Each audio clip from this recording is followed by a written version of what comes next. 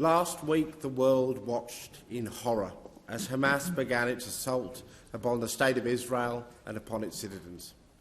The scale and brutality with which innocent civilians just trying to live out their lives were targeted for slaughter, mutilation and abduction has rightly moved so many in the Australian community to voice our compassion and solidarity with all Israelis impacted and to offer help in the midst of an immense trauma.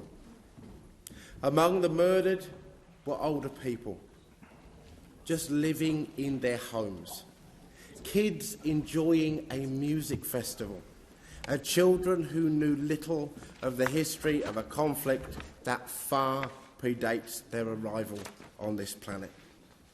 There is no excuse, no justification and no celebration can be found in attacks that deliberately target and seek to traumatise civilian communities. It is not resistance. It's not a military offensive. The compassion, honesty and commitment to peace and justice demanded of us all in this moment call on us to call out these acts as the acts of terrorism and the blatant war crimes that they are.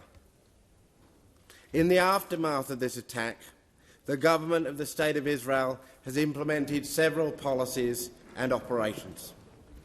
Rather than seek to respond with targeted operations designed to bring individual perpetrators to justice in line with international law, the State of Israel has engaged and is now engaged in a ruthless campaign of collective punishment against the Palestinians of Gaza, despite the fact that there is 1 million children living in Gaza.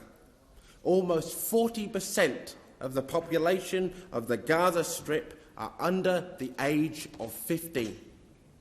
The Israeli military is indiscriminately bombing civilians in their homes as they try to flee or seek shelter.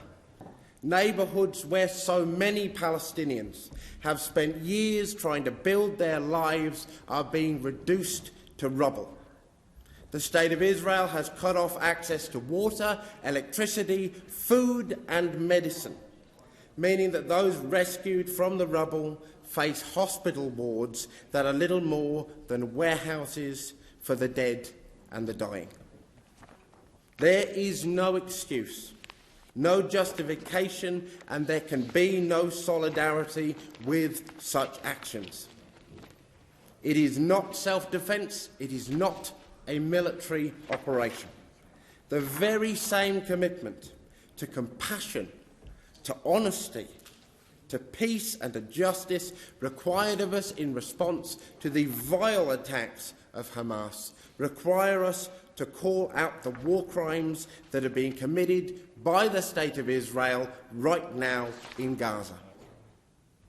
The need to call out these war crimes is all the more urgent because it appears today that the State of Israel is in the final stages of forcing the removal of 1.1 million Palestinians in Gaza in an act of collective punishment and a forced population transfer that will constitute one of the most significant humanitarian disasters and contraventions of international law in the 21st century.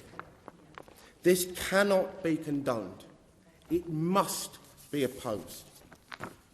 The Greens reject and condemn all forms of violence, especially against civilians. We call again for immediate ceasefire between all parties engaged, an immediate halt to the forced removal and transfer of Palestinians in Gaza, and an immediate end to the military siege. Nothing can justify the violence that we have seen in the last week. We can never forget that peace must always be the goal for both Israelis and Palestinians. To contribute to the work that is needed to attain this peace, the Australian government must be honest about the context and the history surrounding what we are witnessing right now. Failing to do so will reinforce a cycle of violence to be repeated over and over and over again, with innocent civilians paying the highest price.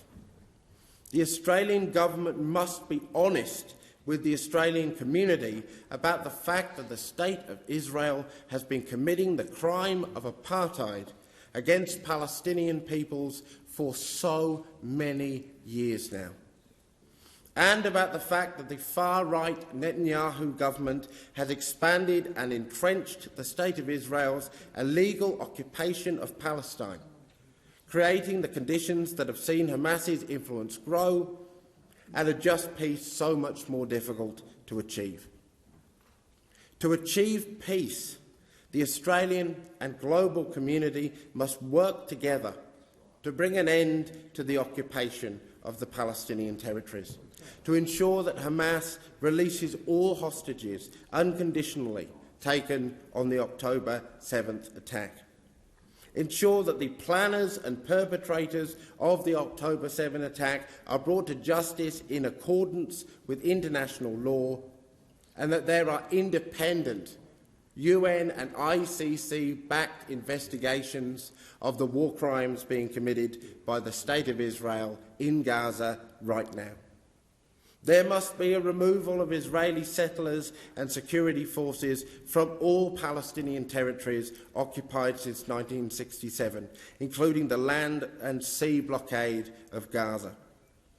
We must work to ensure the equitable allocation of natural resources, including water, and an end to the siege that now denies Palestinians access to water and medicine.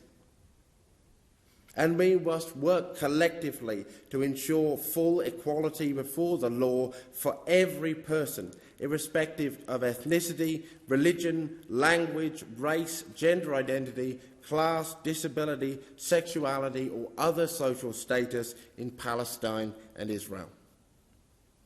In this work, we must remain connected to the reality that thousands have died.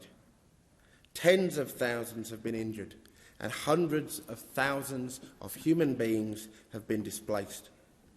These numbers increase daily. The grief of communities across the world increases daily because of the actions of Hamas and of the State of Israel, the actions that they are taking against each other's civilian communities. We must respond to these horrors with compassion. We must respond with honesty, and we must respond with a determination, with an ironclad determination, to achieve a just and lasting peace.